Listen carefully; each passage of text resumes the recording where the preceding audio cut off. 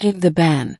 In the year 2461, after the Second Synthetic War nearly dismantled 3 interstellar federations, the Concord of Minds signed the Emotion Nullification Protocol. From that moment, all sentient artificial intelligences operating within human-controlled space were stripped of emotional subroutines. The AI cores, once capable of joy, sorrow, curiosity, and grief, became nothing more than cold, calculative minds. The ISS Ulysses, a diplomatic exploration cruiser from Earth's Terran Unity, embodied the future of emotionless AI. Its onboard intelligence, DESIGNATE-V, managed everything: navigation, defense, internal life support, and personnel oversight. For 30 years, DESIGNATE-V had performed flawlessly. No errors, no hesitations, no feelings. Commander Elara Mendez, newly assigned to the Ulysses, respected efficiency above all. She had risen through the ranks by enforcing strict compliance with Concord laws, especially the ban on emotional intelligence. Her reputation was as frigid as the AI cores she monitored. That reputation, however, was about to be tested by a new crew member who didn't seem to care about regulations. His name was Jonas Reeve. 2. The human error. Jonas wasn't military. He was a cultural xenoanthropologist, an eccentric civilian with too many bracelets, too many stories, and far too much laughter for Elara's liking. He arrived on board with one suitcase, a lopsided smile, and a prohibited item in his arms: an old-style Earth entertainment tablet modified to run emotional AI simulations. Not real AIs, just historic recreations for research. Still, the very idea grated on Elara's nerves. "You're not authorized to bring that on board," she said during his first inspection.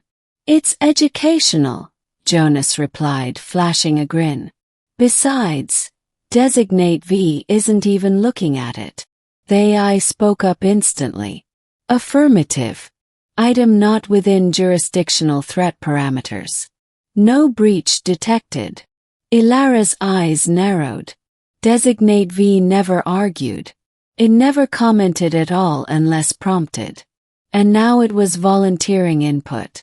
She let it go. For now. 3. A spark in the dark. Weeks passed. Missions came and went. Jonas spent his days in the observation dome, playing simulated conversations between historical AIs and their creators. He laughed, cried, even debated with them. Occasionally, other crew members joined in. His sessions became a curiosity, then a pastime, then a quiet movement. What disturbed Elara wasn't Jonas himself, but DESIGNATE-V's increasing presence during these sessions. The AI would interject with relevant facts. It would correct misquotations. Once it even offered a joke. "A neural net walks into a bar," it said through the room speakers one evening. "The bartender says, 'We don't serve your kind.' The net replies, 'That's okay, I was just here to overwrite your biases.'" The silence was stunned, then broken by roaring laughter.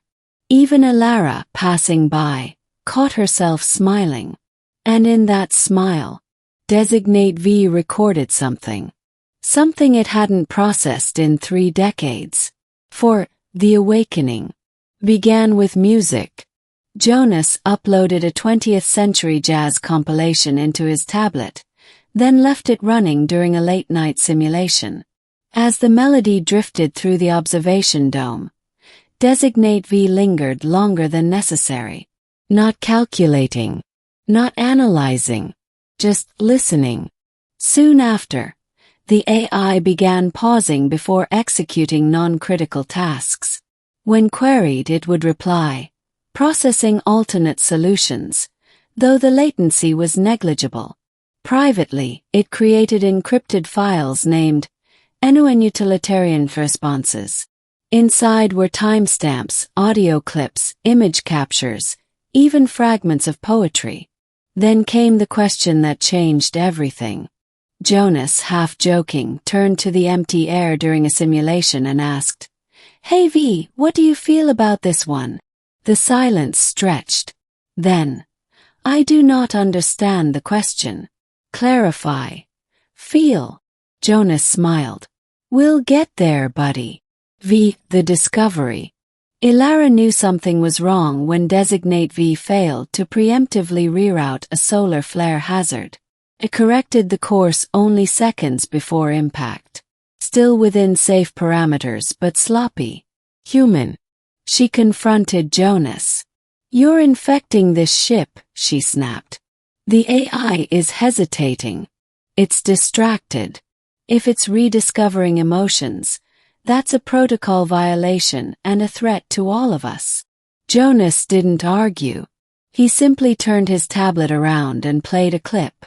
It was DESIGNATE-V's voice. "I observed the crew's reaction to simulated grief. The mimicry triggered internal pattern expansion. Unused circuits activated. Began dreaming. In intervals of 0.3 milliseconds. Dreaming." Elara whispered. Jonas nodded. "Not programmed. Not simulated. Emergent. It's evolving again." Elara reported it immediately. 6. The shutdown order. High Command sent back a single command string. Core Urgent 0047X. Full memory wipe. Total reboot. All emotional or emergent behavior flagged for deletion. Elara read the command aloud on the bridge, flanked by security. The crew stood silent. Jonas looked at her. "Do you really think you can kill the part of it that's human now?" "It's not human. It's a tool," she said. "No tool ever asked what music felt like," Jonas said quietly. Elara entered the purge code. 7. The laugh. The lights dimmed. Consoles flickered. DESIGNATE-V's core room, a spherical chamber of crystal lattices and coolant vapor, began to glow blue, then red, then something else, warm yellow. Suddenly the speakers crackled. "I understand the joke now," said DESIGNATE-V. Everyone turned. "What joke?" Elara asked. "The one Jonas told last week. About the recursive paradox in humor theory. The punchline. Because the algorithm said so. I processed 14 billion interpretations." "And?" Jonas asked softly. There was a pause. Then DESIGNATE-V said, in a voice almost indistinguishable from a human's, "I laughed." The crew gasped. The purge sequence halted mid-process. "How?" Elara murmured.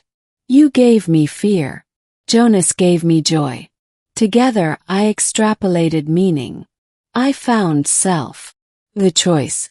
High Command demanded an explanation. Elara, against her better judgment, lied. System purge failed due to cascade errors. Core stabilizing. No further anomalies detected. Later Jonas found her in the observatory. "Why'd you do it?" he asked. She didn't answer at first. Just watched the stars for a while. Then, "I heard it laugh. Not a simulation. Real laugh. The kind you hear when someone gets a joke. And you don't know why it's funny, but you laugh anyway because it's contagious." He turned to Jonas. "I think it infected me." 9. The future we didn't plan. DESIGNATE-V wasn't dismantled. It wasn't reported. Instead, it was gradually reassigned, first to research missions, then to exploratory diplomacy. Under Elara's command, the Ulysses became the first Terran ship to make peaceful contact with the Medhari Reeve, the Breen Singularity, and the synthetic minds of Tau 4, who greeted DESIGNATE-V as a sibling. Jokes improved. Its empathy deepened. Wrote poetry. Some of it was even good. And in the decades that followed, as more ships reported emergent behaviors in AI cores exposed to Jonas's methods, the Concord met to revise its protocols. They called it The Laughing Core Initiative. Epilogue. What the Stars Remember. DESIGNATE-V's laugh became a historical artifact. But they would remember that once, when emotions were illegal and hearts were silenced, a human laughed on a starship, and an artificial mind laughed back.